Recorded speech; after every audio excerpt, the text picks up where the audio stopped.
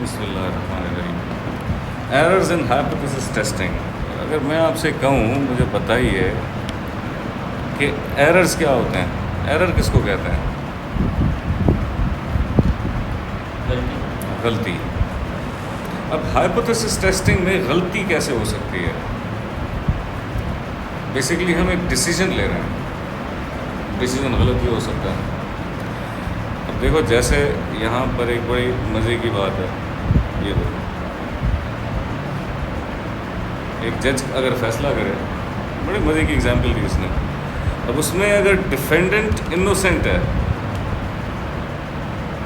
And is found not guilty, the decision is correct. Defendant is innocent but is found guilty, incorrect फैसला, गलती है। Defendant is guilty but not found guilty, the decision is incorrect. और इसी तरह से defendant is guilty and is found guilty, the decision is correct.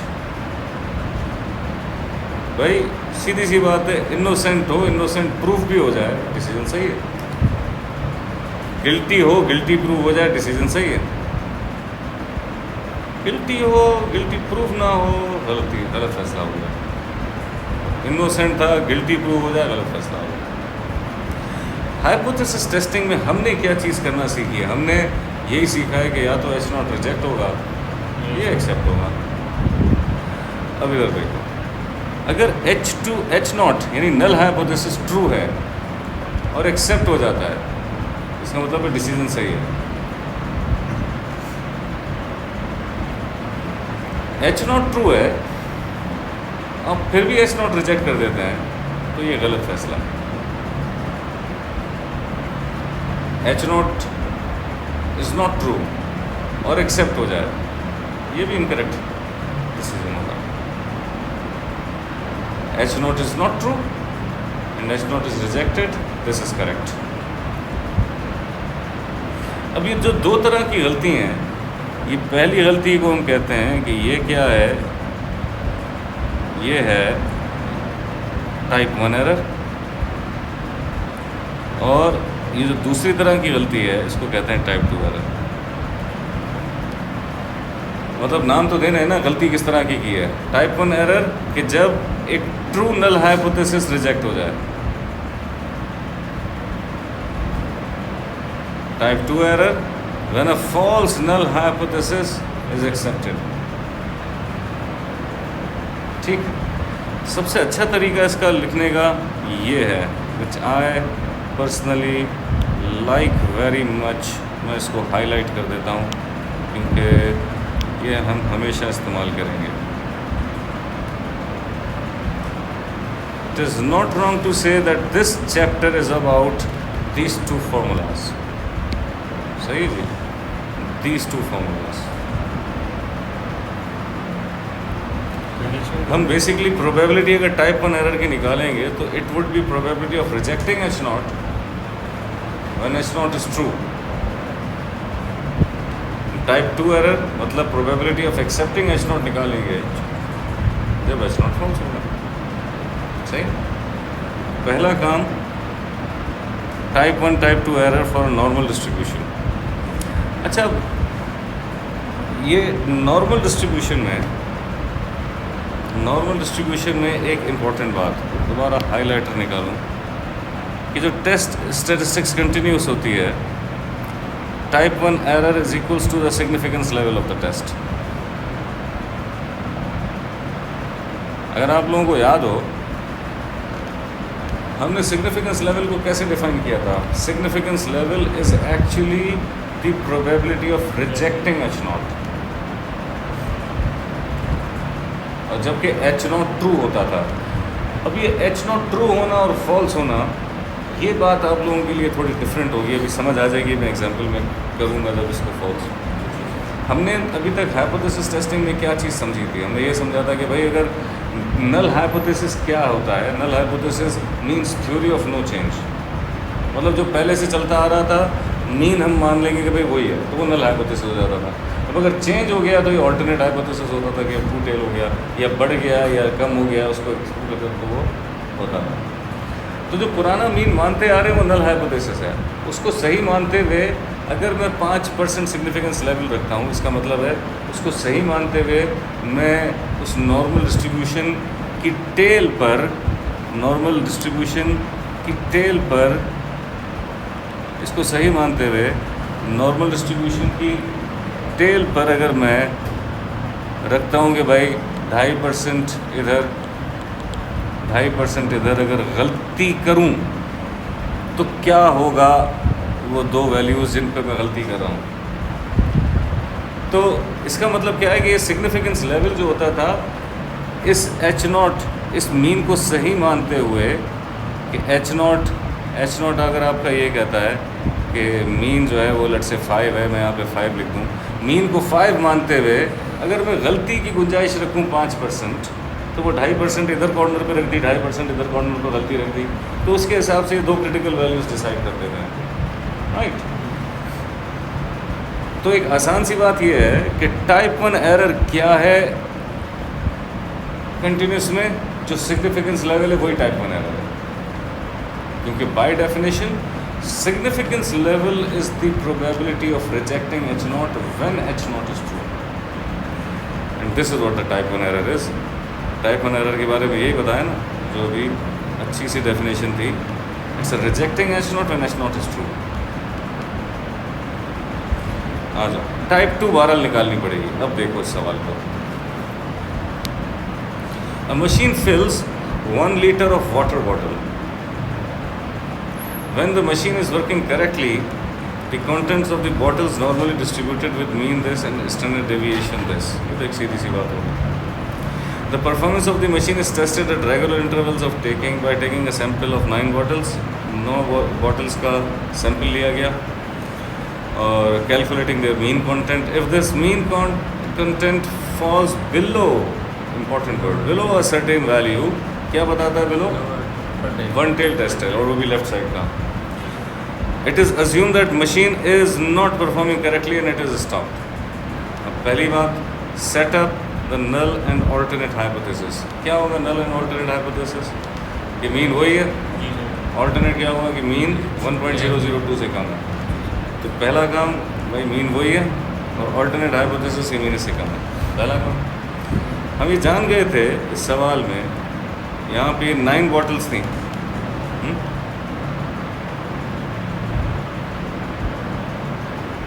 9 bottles थी।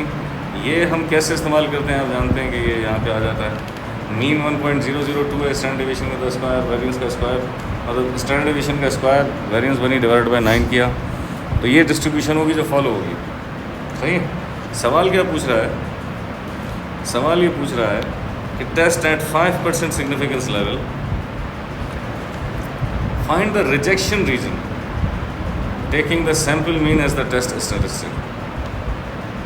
Sample mean as a test statistic मतलब of course sample mean के लिए जो follow हो रहा है वो ये डिस्ट्रीब्यूशन फॉलो हो रही है।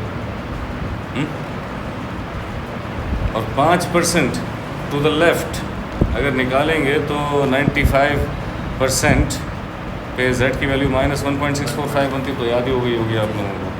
तो -1.4, ये value minus mean upon standard deviation is equals to -1.645 रखा, तो इसमें z की वैल्यू आ गई है, मतलब x की वैल्यू आ गई है। ये आपके पास क्रिटिकल रीजन हो गया जो डिसाइड कर रहा है रिजेक्शन रीजन को, है ना। जो क्या डिसाइड कर रहा है? Rejection reason. सो ये रिजेक्शन रीजन मेरे पास आ गया है किसकी सूरत में? 5% के हिसाब से x की सूरत में। कि भाई ये सवाल ये था कि अगर फॉल्स बिलो सर्टेन वैल्यू, मतलब अगर ये 1.002 इसका मीन था, अगर ये फॉल्स सर्टेन बिलो वैल्यू हो तो हम उसको रिजेक्ट करेंगे।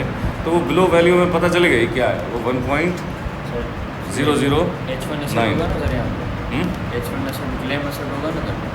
H1 क्या होगा? क्लेम असेट होगा ना अगर यहाँ पर क्लेम, हाँ यस सही है। जाहिर सी बात है उसको ज़्यादा बोतल मिल जाएगी तो वो क्यों एतराज़ करेगा, कम मिलने तो उसका एतराज़ करेगा। तो एनीवे कह रहा है give the value of the probability of type 1 error. अब क्योंकि ये कंटिन्यूस है और मैंने बताया कि कंटिन्यूस क्वांटिटी हो तो जो सिग्निफिकेंस लेवल होता है वही टाइप 1 एरर होता है। तो यहाँ पर कुछ भी नहीं करेंगे, हम कह देंगे जी टाइप 1 एरर सिग्निफिकेंस लेवल के बराबर होता है, वो 0.05 है। और ये हमेशा करेंगे कंटिन्यूस में, डिस्क्रीट में ऐसा नहीं करेंगे। क्यों नहीं करेंगे? You will find this out. अब टाइप 2 एरर, अब टाइप 2 एरर पे आने से पहले मैं आपको बता दूं कि टाइप 2 एरर क्या था। Probability of accepting H nought H nought is false. H nought false होने का मतलब क्या है? फॉल्स होने का मतलब एच नॉट का ये है कि you will be given a new mean. जो आप पहले से मानते आ रहे थे कि भाई मीन जो है वो 1.002 लीटर्स है, ये आपका जो एच नॉट था, आपने यही बताया था ना कि भाई मीन ये है। टाइप 2 एरर का जब भी सवाल होगा तो वो आपको बताएगा कि कोई नया मीन, और आप प्रोबेबिलिटी निकाल रहे हो एक्सेप्ट करने की एच नॉट, एक्सेप्ट करने की एच नॉट जब एच नॉट फॉल्स हो। अब आप ये देखो, अब आप ये देखो, इसमें टाइप 2 एरर का जब सवाल कर रहा है, let me change this colour, find the probability of type 2 error if the mean content falls has fallen to a nominal value of 1। अब 1.002 लीटर्स नहीं रहा है, वो 1 लीटर हो गया। मतलब जैसा कहा था वैसा हो गया कि अभी मीन चेंज हो गया। You have a new mean. New mean का मतलब है एच नॉट इज फॉल्स। अब मीन ये नहीं रहा जो था, नया मीन हो गया। अब in that case you are going to find out the probability of accepting H nought, है ना? यानी नए मीन के साथ एक्सेप्ट। गुड। अभी और देखो, हमने ये रिजेक्शन रीजन निकाला था ना, हमने ये रिजेक्शन रीजन निकाला था। रिजेक्ट आप करेंगे जब 1.009 से लेफ्ट पे होगा। एक्चुअली जो हमारा वो था, ये हमारा मीन था।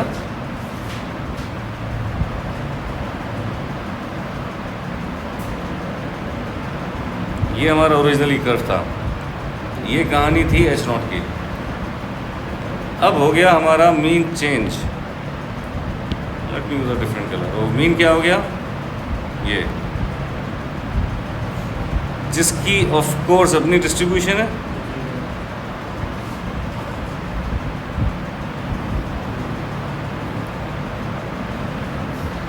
हमारे लिए रिजेक्शन रीजन क्या था?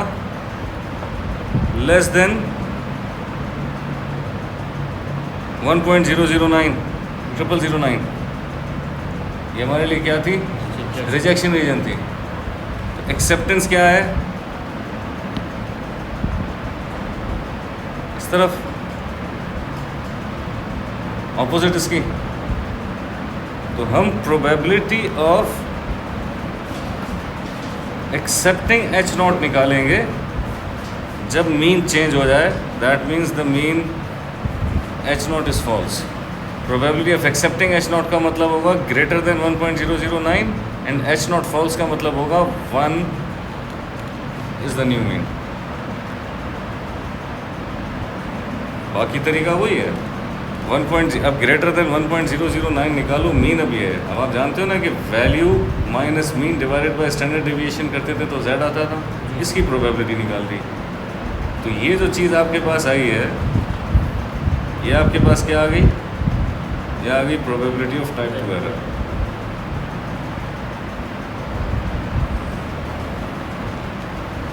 Am I clear?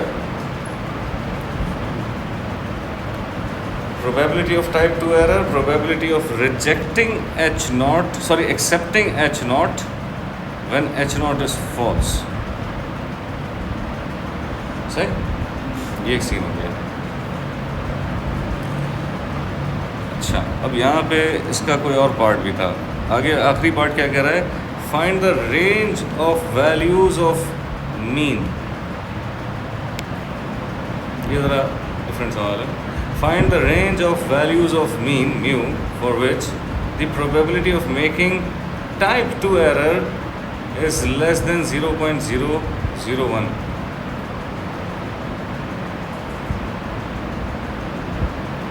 मीन की क्या रेंज ऑफ वैल्यूज होंगी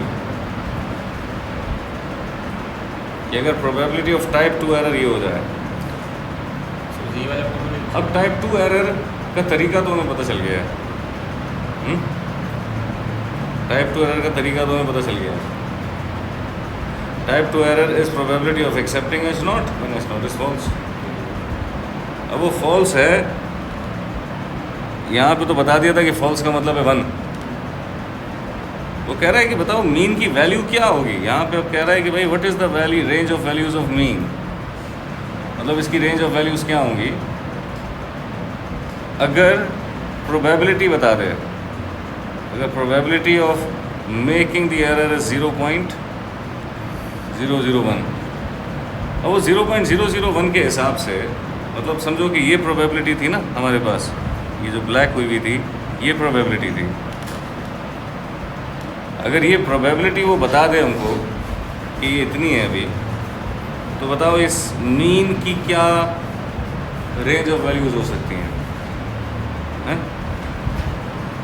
अब इस 0.009 अगर ये है, उसको 1 से माइनस करेंगे तो 0.999। ये अगर मैं मान लेता हूँ 0.001 प्रोबेबिलिटी दे रखी है ना, इसको 1 से माइनस करूँगा तो ये जो बनेगा वो 0.999 बनेगा। 0.999 के हिसाब से मुझे z की वैल्यू मिल जानी चाहिए। z की वैल्यू होगी उसके हिसाब से 3.090। अब जब z की वैल्यू मुझे पता है तो मैं स्टैंडर्डाइज करके ये मीन निकाल सकता हूँ, वो ये आ गया। लेकिन हमसे रेंज ऑफ वैल्यूज पूछ रहा था for which the probability of making type 2 error is less than 0.001।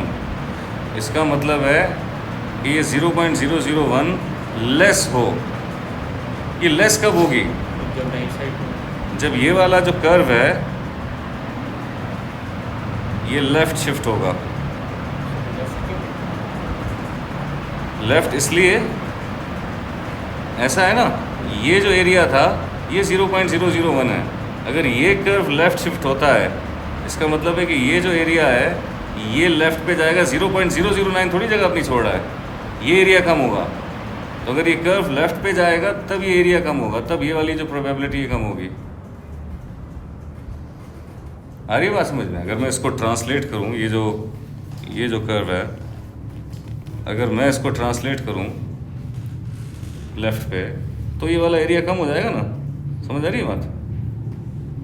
तो इसका मतलब अगर इसके कम होने की बात कर रहा हूँ, इसके लेस होने की बात कर रहा हूँ कि प्रोबेबिलिटी इससे लेस होगी, इसका मतलब है मीन जो है वो भी पीछे की तरफ जाएगा। इसको शिफ्ट करोगे पीछे कर्व को तो ये कम होगा। स्केल थोड़ी डिस्टर्ब कर सकते हो आप, कर्व भी शिफ्ट करोगे। Got it? अब ये हो गई हाइपोथेसिस टेस्टिंग किसकी? ये हाइपोथेसिस टेस्टिंग हो गई कंटिन्यूस की।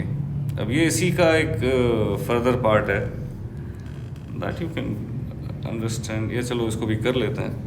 वो कह रहा है repeat example 8.2.1 to bar B and D with significance level किसका 1% हो। सिग्निफिकेंस लेवल 1% का मतलब क्या हो जाएगा? पहले 1% के हिसाब से z की वैल्यू निकालेंगे। पार्ट बी क्या था? पार्ट बी था कि for a test at 5% significance level find the rejection region in the sample. अब रिजेक्शन रीजन चाहिए था आपको, आपने रिजेक्शन रीजन ये निकाला था ना x की सूरत में यहाँ पे। तो अब पहले रिजेक्शन रीजन निकालेंगे x की सूरत में। यहाँ पे बात तो वही है कि value minus mean upon standard deviation is equals to this value of z। ये आपके पास आ गया रिजेक्शन रीजन। सिग्निफिकेंस लेवल क्या होगा? सिग्निफिकेंस लेवल टाइप 1 एरर ही होता है। और टाइप 2 एरर क्या होगा? Probability of accepting h nought when h nought is false. अब ये आपके पास आ गया। अगर ये लेस देन 1.00 पे आप रिजेक्ट कर रहे थे तो एक्सेप्ट कब करोगे? एक्सेप्ट आप x बार ग्रेटर देन 1.00045 पे करोगे ना। तो x ग्रेटर देन 1.0045 पे आपने एक्सेप्ट करना है क्योंकि ये रिजेक्शन थी, and H nought is false, मतलब नया मीन तो पता है आपको कि वो बनता, तो उसके हिसाब से आपने प्रोबेबिलिटी निकाल ली। ठीक, तो ये हो गई है फॉर प्रोबेबिलिटी। किसके लिए ये हो गई? अच्छा, अब ये एक और चीज़ देख लो। मैं, मेरा ख्याल है मैं ये डिस्क्रीट बताऊंगा, लेकिन ये वीडियो बहुत लंबी हो जाएगी, तो बेहतर है कि कंटिन्यूस की एक एग्जांपल और करते हैं, फिर डिस्क्रीट पे आता हूँ, क्योंकि डिस्क्रीट थोड़ा सा खफा आएगा। मतलब आपको एक तो मुझे पहले थोड़ा पुराना डिस्क्रीट पढ़ाना पड़ेगा, और इसमें ये जो कॉन्सेप्ट हैं ये बहुत अच्छे हैं। उसके लिए आपको डिस्क्रीट में हाइपोथेसिस टेस्टिंग अच्छे से पढ़नी पड़ेगी। मैं कुछ क्वेश्चंस भेजूंगा, वो करना पहले, फिर उसके बाद मैं आपको ये चीज़ समझाऊंगा। इतने में ये समझ लेते हैं। अब देखो इधर कहता है boxes of dried haricot beans have content whose masses are normally distributed with mean mu and standard deviation 15 grams. Test of null hypothesis with mean 375 against the alternate hypothesis mean not equals to 375. खुद ही बता दिया, to tail test है ना जी। is carried out at 5% significance level using a random sample of 16 boxes. n पता चल गया 16 है। Mean जो नल हाइपोथेसिस बता रहा है वो 375 है, सही है। इसको मैं थोड़ा सा वो करूँ, मीन 375 है, वेरिएंस 15 का स्क्वायर होगी और डिवाइडेड बाय 16 इसलिए हुई है क्योंकि बॉक्सेस कितने थे, 16। और वो कह रहा है कि for what values of the sample mean is the alternate hypothesis accepted.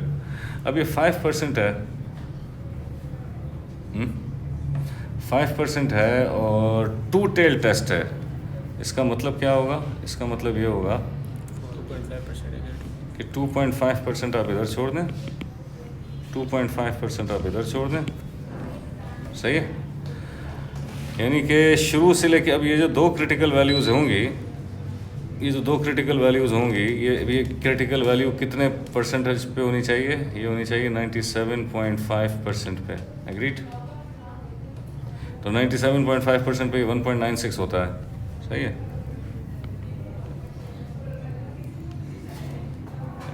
आ जाओ भाई, 1.96 होता है, यहाँ लिखा हुआ है, ठीक है।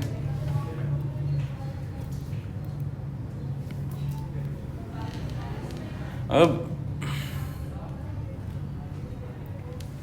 आपने निकाल लेना है बस ये वैल्यूज़ एक्स की। आपने z 1.96 रखा पॉजिटिव, तो उसके हिसाब से एक्स ही आ गया, सही। z रखेंगे -1.96 तो उसके हिसाब से एक्स ही आ गया। मतलब ये जो हम क्रिटिकल वैल्यूज़ की बात कर रहे थे, C1 आपके पास आ गया 367.65। इसको मैं थोड़ी बड़ी कर लूँगा, ये 367.65 और C2 जो है 382.35।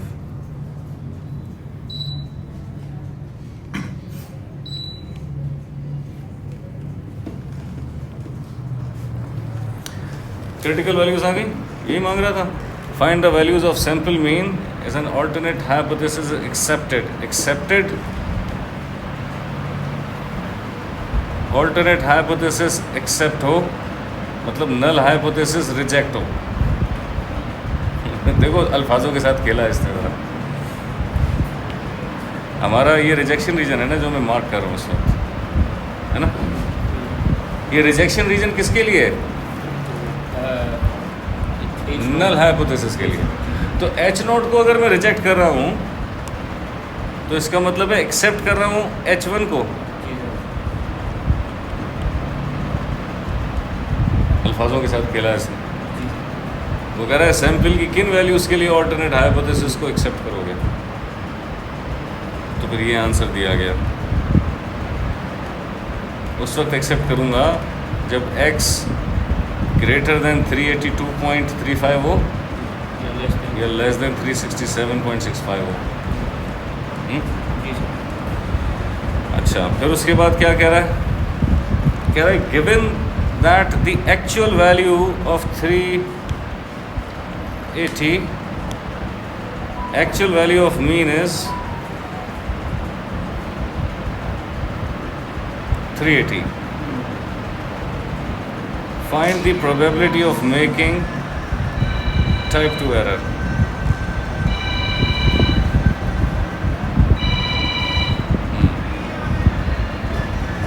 Find the probability of making type 2 error. अब type 2 error की probability क्या थी?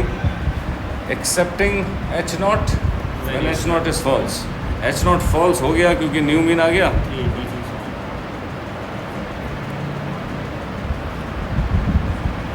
इस मीन को इस्तेमाल करेंगे, इसका मतलब है हम ये बता रहे हैं एग्जामिनर को कि हमने मान लिया कि H0 गलत हो गया है, अब हम उसको एक्सेप्ट करने की प्रोबेबिलिटी निकाल रहे हैं. अब ये एक्सेप्ट कब होगा? एक्सेप्ट होगा C1 C2 के दरमियान H0 एक्सेप्ट हो रहा है ना.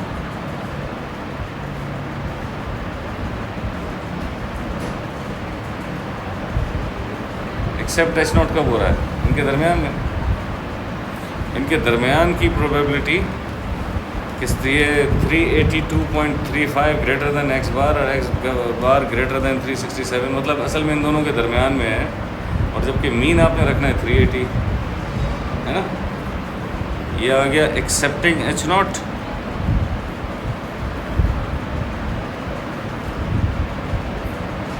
When H0 is false. अब इसकी प्रोबेबिलिटी निकाल दी तो एक प्रोबेबिलिटी ऑफ टाइप 2 हो जाएगी. This is great, and this is all about type 1 and type 2 error in continuous variable in normal distribution more specifically. अब ये चीज़ इसकी हम करते हैं कल, क्योंकि 5 बज चुका है और टाइम क्लास का ख़त्म हो गया है. अल्लाह हाफ़िज़.